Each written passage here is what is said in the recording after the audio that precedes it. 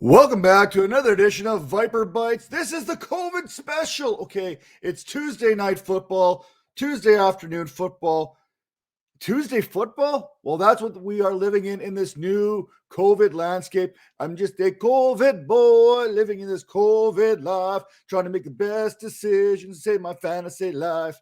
Anyway, enough of the silliness. Let's get right into this one right now because we have got the 6-7 Washington football team taking on the 6-7 Philadelphia Eagles, with the last wild card spot currently being held by the 7-7 Minnesota Vikings. This has huge NFC wild card implications written all over it. Neither one of these teams is going to catch the Dallas Cowboys, so the best shot of the playoffs lies in the wild card. And unfortunately for Washington, this game got moved to the Tuesday due to the COVID situation currently going on there in D.C. We know Taylor Heineke, Kyle Allen, they are both unlikely to be able to make it to this game. They've got till 4 p.m. Eastern Standard Time to come off that COVID list and then catch a plane from Washington to Philadelphia. And anyone who knows the situation in Philadelphia, no flights are ever on time when it comes to that airport. So, you know what? We are looking at Garrett Gilbert starting this game for the Washington football team, fresh off the New England Patriots practice squad. Good luck with that. Now, the best way to ease in a new quarterback in this system is to continue to hand the ball off to one Antonio Gibson, who has been playing pretty good as of late. He is the RB14, averaging 13.4 fantasy points per contest, but he's had a little bit of issues holding on to the ball. So far this season, 4 lost fumbles coming this one. Now, weeks 10 to 13, Gibson was averaging 17 points per contest, producing 430 yards, 167 touches, 3 scores. That was before the Dallas Cowboys held him in check last week. Now, shame on me. I really thought Gibson was going to go off against the Dallas Cowboys, much like he did back in 2020. Dallas, kudos to you. Your defense, legit. No problem there. Now, heading to the wide receiver position, Terry McLaurin. He's coming into that concussion protocol. Listen, concussion here last week, concussion going back to 2019, concussion going back to 2018 with Ohio State. These concussions are starting to add up, but there's no doubting McLaurin's ability when he's on the field as one of the best in the game. But these injuries to the head, to the brain, they are starting to add up more than I would like to admit right now. It gives me a very Vincent Jackson-esque type feeling there when it comes to talented player being slowed down with those concussion history already. Now, who wasn't being slowed down last time Washington took the field? Cam Sims. He was their most effective wide receiver. 3 catches, 69 yards in that game against Dallas, where he also scored a touchdown. And who was not effective was Ricky Seals-Jones. I am sorry. I thought he was in a good spot replacing Logan Thomas, who was on the IR. That has not been the case here since he's come in. This matchup against the Eagles, it looks good on paper. I can't trust it. I have trust issues. Now, the biggest thing here, the biggest takeaway for Washington, not only are the 2 quarterbacks that would be 1 and 2 on this team out or potentially out, Brandon Sharif, that guard, he is out, which is a huge blow to that Washington run game. There's something to keep an eye on here. Now, speaking of blows to offensive lines, to the run game, to whatever you want to call it, Landon Dickerson, he is on the COVID watch list right now, and so is backup lineman Andre Dillard. Now, the Eagles, they have to be ticked off right now that this game got moved to Tuesday. Washington's starting to get players back. Eagles are starting to lose some players due to COVID right now as well. So the Eagles, they haven't played in 16 days. Jalen Hurts, who was truly a questionable decision here last time the Eagles took the field, where we saw Gardner Minshew step in there, he looks like he is good to go after the 16-day break. He is still the QB6 on the season, despite missing the last contest that the Eagles played in. And really, he kind of skipped that game against the Giants the week before there, where he was kind of held in check by that Giants defense to his worst fantasy output on the season. Now, Miles Sanders, he should be okay-ish coming into this game. He sprained his ankle late in that Week 13 contest against the Jets. In that game, he ran for 120 yards. Now, here's the big caveat here for the Eagles. Jordan Howard, he looks like he is set to return. So bump down Miles Sanders in your projections and your expectations in this one. The Eagles are 7-2 when Jordan Howard rushes for 50 or more yards, something I think the Eagles are going to want to get him involved in this game early and often. Now, as far as the passing game is concerned, Devonta Smith there, Washington is still allowing nearly 40 points per game to wide receivers, so you have to feel good about this matchup for him. But like I said, Dickerson's gone. Andre Dillard's gone. There's some injuries on that offensive front for the Eagles right now. Jalen Hurts back under center. You know he's going to be more of a mobile, moving type object. But you know what? Gardner Minshew last time that the Eagles took the field with Devonta Smith only had 2 catches. 2 catches. So maybe Smith is happy to have Hurts back under center this week. Look at these other wide receivers. Quez Watkins, Jalen Reagor. None of these guys you can trust in your lineups any day of the week. So I wouldn't even be considering them this week here either. Now, if you look for that super sleeper period, why not throw in Jalen Reagor? Who knows? Throw a dart, see what happens. But Dallas Goedert, he is coming off his best game the last time the Eagles played. It was with Gardner Minshew. Scored twice, 105 yards. We'll see how this translates tonight in this huge NFC East showdown. But speaking of these big-time matchups, we have another one here between the Los Angeles Rams, who were also battling their own type of COVID protocols, and the Seattle Seahawks. Now, the Seahawks, they come into this one at 5-8. Their season, while not mathematically done, because we just said the Vikings are 7-7, they're holding down that last wild card spot.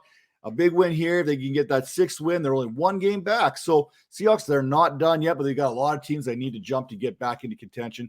Russell Wilson, he's coming off 3 straight good performances from a fantasy standpoint. I use that metric of 17 fantasy points as that good start, good solid measure, that metric there. He has 3 straight games of such. And this is all coming up to the previous 2 games he played in which he had 10 or fewer points coming off that finger injury. So Russell, he's starting to get cooking here a little bit lately. Why? Because the running game looks like it has been doing well. And that's because of one, Rashad Penny. He was the RB3 last week. Maybe this is a sign of a 4th-year breakout for the running back, but probably not. Now, the matchup against the Rams defense this week, the Rams are only allowing 77.6 rushing yards per game to opposing running backs. So for Penny, volume is going to be key. Can the Seahawks establish the run game against this, for the most part, stingy Rams defense? Not to mention, Von Miller looks like he's coming back. You got Leonard Floyd there. You got Aaron Donald, Jalen Ramsey, who plays that little bit of that robber kind of position there. It's going to be tough sledding out there, but we'll see how this shapes out. Now, Tyler Lockett, he is unlikely to play due to COVID. Doesn't look like he's going to clear these COVID protocols in time. Last week, 142 yards receiving. The Seahawks are going to be looking to replace that. Now, does that mean that DK Metcalf is going to replace that yardage total? Well, we'll see how that goes. Whether Jalen Ramsey shadows DK Metcalf this week or not, we don't know. They like to move Ramsey around. They don't like him to follow as much as he once did. But the key is, can the Seahawks scheme Metcalf to get open in this one? If not, it's going to come down to D. Eskridge, Freddie Swain, Penny Hart. How can these Seattle Seahawks receivers step up in the absence of Tyler Lockett? That is to be seen. Swain is the most likely to fill that void, 20 receptions, 219 yards, 3 touchdowns. But me personally, I love myself some D. Eskridge. He's got a little bit of dog in him, which I love. And then you talk about those tight ends. Gerald Everett, he found the end zone last week against the Texans. 2 catches, I think, for 15 yards. But it was Will Disley that kind of led the yardage parade there for the Seattle Seahawks there. 38 yards on 2 receptions. Okay, 38-15, not a big deal. But lock it out. Someone needs to step up, whether that's Disley and Everett or whether that's that combination of Eskridge, Swain, and Hart. We'll see how that shapes up. I really do like D. Eskridge as a sleepy pick in this one here. Now, as far as the Rams are concerned, they're 9-4. Listen, Packers 11-3, Cardinals 10-4, Cowboys 10-4. So they are jostling for that number 1 overall spot right now. They cannot afford to have a letdown game. Maybe that's why the NFL kind of moved this game to Tuesday to make sure the Rams were 100% ready for this one. No? Okay. Anyway, Matt Stafford, he threw for 287 yards and 3 touchdowns, keeping him in the top 5 in passing and right there behind Tom Brady as far as touchdowns are concerned. He's thrown 33. Tom Brady has 37 coming into this week. Now, Sony Michel, run game established. 20 carries, 79 yards last week. Seattle has allowed the 2nd most points to running backs this season in fantasy, allowing 30.28 fantasy points per contest. That trails only the New York Jets when it comes to fertility in the fantasy position and defending that. Cooper Kupp, he was contained by the Cardinals in the first meeting. Last week, not so much. In week 13 there, 123 yards, 13 receptions, 1 touchdown. Cooper Kupp is legit. There is no way to stop him. There's barely any ways to contain him. unless you like triple cover him, which kind of leaves guys like Odell Beckham Jr., Van Jefferson free to roam wherever they want. And Odell Beckham, 6 catches, 77 yards, and a touchdown versus the Cardinals. He looks like to be the primary de facto wide receiver number 2 if they rotate coverage over to Cooper Kupp. Look for Odell Beckham Jr. to continue doing what he's been doing so far in the recent weeks. But Van Jefferson, he's always going to be there because he's that deep play threat. All he needs is one pass, one reception, and he will produce for fantasy. Last week, 2 catches, 58 yards, and a touchdown. Look, I like Van Jefferson in this game tonight because I think the coverage will roll to Cooper Kupp. They're going to try not to let Cooper Kupp beat him, but that's saying it and doing it are 2 completely different things. Now, as far as the tight end position is concerned, Tyler Higbee, he's out with COVID, or he's going to be a game time decision. We'll wait and see what the 4 p.m. hour what that brings, but I would not expect him to be there. Instead, Kendall Blanton saw 3 targets last week. He hauled in 2 of those for 29 yards. He is the primary backup, I guess the best way to put it, for Tyler Higbee. So if you're looking for that last-second replacement for Tyler Higbee, you're not too sure what to do, you're in your fantasy playoffs, Kendall Blanton, he's probably still on the waiver right now. Good idea to go out there and get that insurance policy if you have not done so yet. Now, week 16, that's coming up. I know I got this on the thing here. It says week 16, Tuesday Night Football.